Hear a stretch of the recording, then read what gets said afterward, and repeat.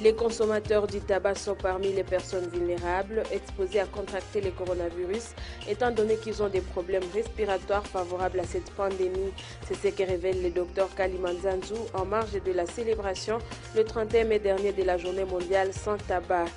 Nouvelle attaque meurtrière des rebelles présumés à Defa Beni. Les assaillants ont tué près de 9 personnes dans diverses attaques à Rwenzori et dans les Benimbaou. Des sources déplorent les vides sécuritaires qui profitent à l'ennemi. Nous en parlerons avec notre correspondant dans la région des Béni.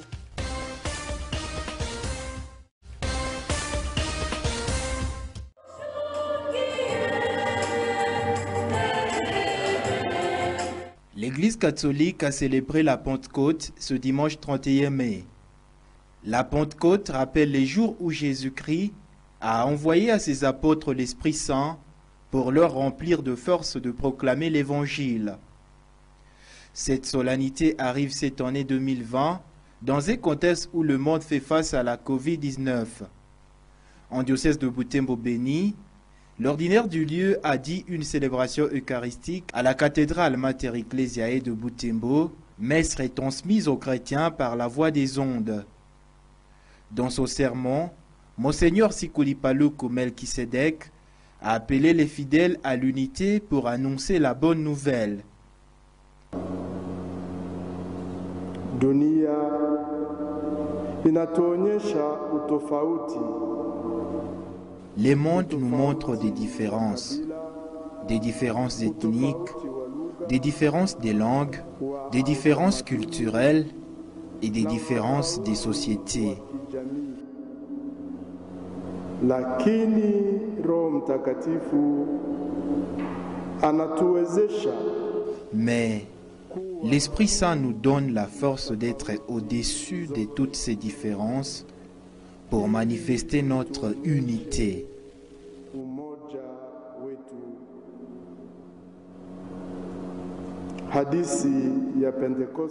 L'histoire de la Pentecôte dans les Actes des Apôtres nous montre cette union que l'Esprit Saint réalise.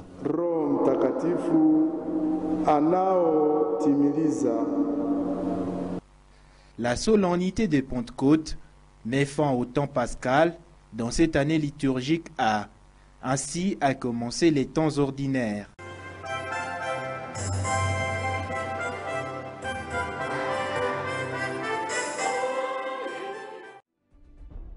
C'était autour de 19h que les rebelles ont investi le village Miende en secteur de Rwenzori. 5 civils ont été tués par armes blanches. 5 portés disparus, une boutique et une moto incendiée témoignent les rescapés. Provisoirement, il y a 100 corps sans vie. Tous sont des hommes. Il y a des dégâts matériels, je ne sais pas, 3 à 4 motos qui sont brûlées, des maisons. Les gens qui ont été emportés par ces assaillants. Ils parlaient une langue difficile à écouter et puis ils ont demandé la machette pour décapiter l'un de nous. Cette même soirée, une autre attaque a été repoussée par les militaires FARDC à Kanana Lungupa. Lors de leur tentative de tuerie, une personne a été blessée par balle.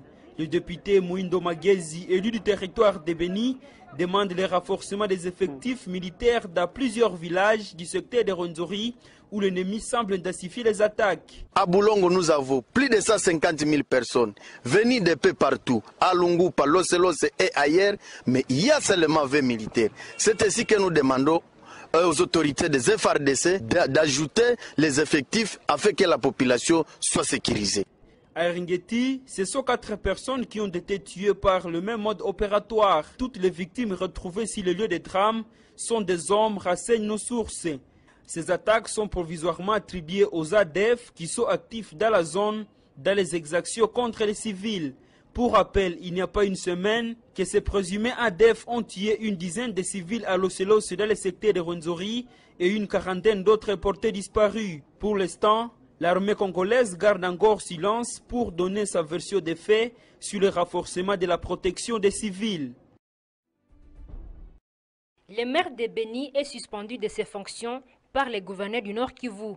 Dans son arrêté datant du 30 mai 2020, les chefs de l'exécutif provincial reprochent à Jean-Edmond Masumbuko Bonaka Wanyoni un comportement contraire aux agents publics. mais aussi la violation du code de conduite de l'agent public en ce qui concerne les plans communicationnels et l'opprobre à l'exécutif provincial. Contacter l'incriminé, il dit prendre acte de la décision du gouverneur des provinces sans faire un seul commentaire sur les griefs mis en sa charge. Dans une adresse à la presse de Goma, où il séjournait sur convocation des autorités provinciales, l'ex-maire de Beni a pointé du doigt la responsabilité de certains députés et animateurs du gouvernement provincial dans l'instabilité qui s'observait à Beni. La suspension du maire de Beni intervient pendant que certains jeunes membres des groupes de pression réclamaient son départ à la mairie pour y avoir passé beaucoup d'années et pour incapacité de sécuriser ses administrés. Le monde a célébré le 31 mai dernier la journée sans tabac, une journée instituée en 1987 par l'Organisation mondiale de la santé OMS en vue de sensibiliser l'humanité sur les dangers, y compris mortels, du tabac sur la santé. Pour cette année 2020, l'OMS a souligné les liens entre l'utilisation des produits du tabac et les maladies cardiovasculaires. En ville de Butembo, le médecin Kalimanzanzu signale que les preneurs du tabac sont également exposés aux maladies respiratoires comme l'asthme. Selon lui, même ceux qui vivent dans leur entourage sont affectés. Les maladies, il y a de deux types. Il y a d'abord le premier grand type, ça donne ce qu'on appelle la bronchite chronique tabagique. C'est-à-dire, vous allez voir la personne, elle tousse souvent et la plupart des temps, c'est le matin. À part la bronchite chronique tabagique, il y a aussi ce qu'on appelle les cancers. Et les cancers, ça c'est maintenant plus dangereux puisque ce sont les poumons qui sont le plus atteints. Mais à part les poumons, il y a aussi chez les femmes, au niveau des trompes, il y a des structures ou des structures qu'on appelle ce sont des poils d'ailleurs. Ces poils-là sont paralysés par la nicotine. Et quand ces poils-là sont paralysés, si la femme tombait enceinte, vous allez voir que l'œuf qui a été fécondé ne va plus bouger, ça va se développer dans la trompe au lieu d'entrer dans la matrice. Et c'est comme ça que vous allez avoir ce qu'on appelle des grossesses extra-utérines. Comme ce n'est pas dans la trompe que la grossesse est censée être développée, la trompe va éclater, la dame va saigner, et si on ne découvre pas ça à temps, la dame va mourir. Et ça, c'est chez la femme. Chez l'homme aussi, on peut avoir des cas de stérilité par presque le même mécanisme. Il y a ce qu'on appelle des fumeurs actifs et des fumeurs passifs. Le fumeur actif, c'est celui qui a sa cigarette et il fume. Mais les fumeurs passifs, ce sont ceux qui sont dans l'entourage. Et ceux qui sont dans l'entourage, ils sont encore plus exposés que le fumeur lui-même. Parce que le fumeur, lui, il aspire la fumée, puis il asperge dans l'atmosphère. Ce qui fait que ceux qui sont dans l'entourage, ceux-là, ils fument même plus que le fumeur. Et donc, si vous vivez avec un fumeur, ne soyez pas surpris que dans les 5-10 ans qui suivent, vous puissiez commencer à tousser sans raison ou que vous puissiez développer aussi des cancers, comme le fumeur lui-même. Ce médecin révèle que les consommateurs du tabac sont exposés à contracter le coronavirus, étant donné qu'ils ont des problèmes respiratoires favorables à cette pandémie. Bon, ces patients-là, s'ils sont en contact avec le coronavirus, c'est très dangereux. Puisque déjà la fumée en elle-même, elle cause du tort aux poumons. Et le coronavirus, quand il vient, il va encore se greffer sur ces poumons qui sont déjà malades. Et donc, ce sont des gens qui, à coup sûr, donc dans 99% des cas, ce sont des gens qui sont vraiment voués à la mort si ils sont atteints par le coronavirus. Originaire d'Amérique, le tabac est une plante à large feuille qui contient un alcaloïde appelé la nicotine. Cette plante sert dans la fabrication des cigarettes. Le Fonds des Nations Unies pour la France, UNICEF, a remis un lot important de masques à la mairie de Butembo. Ces masques, qui sont destinés aux représentants des couches sociales de Butembo, s'inscrivent dans le cadre de la lutte contre la propagation de la COVID-19. À la même occasion, l'UNICEF a remis 2 livres d'exercices pour l'enseignement en distance des élèves de l'école primaire pendant le confinement. Nous avons produit localement, ça c'est quand même une précision importante, je voulais donner 16 000 masques que nous venons de remettre au maire de la ville et qui a à son tour remis aux différentes couches de la population.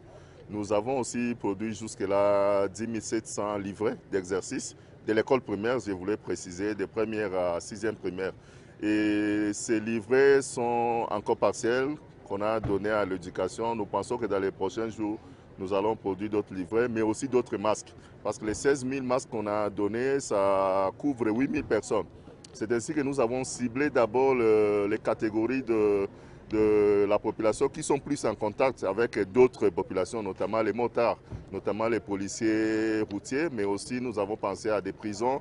Nous avons pensé aussi au personnel de la fonction publique de l'administration parce qu'ils reçoivent toujours plusieurs personnes qui viennent les rencontrer. Les livrets viennent effectivement couvrir les malentendants parce que les autres peuvent suivre les leçons à la radio.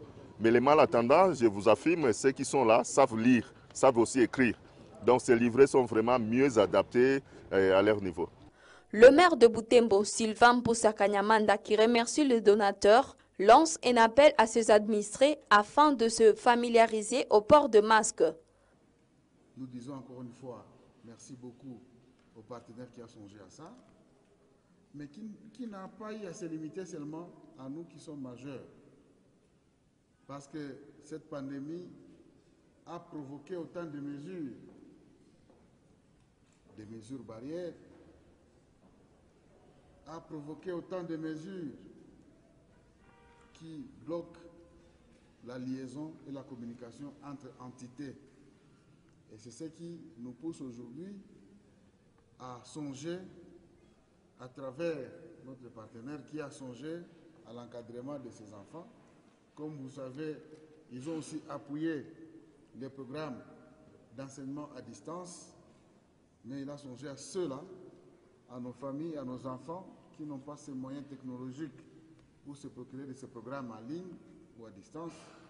Et il a pensé à produire ces cahiers d'exercice à nos enfants à domicile, étant donné que les enfants n'ont pas à faire, ils semblent être ennuyés, nous parents dépassés, et qu'il a souhaité produire ces manuels pour que nos enfants à domicile puissent être occupés, en même temps que ces enfants puissent se former à travers notre encadrement, nous parents bien sûr.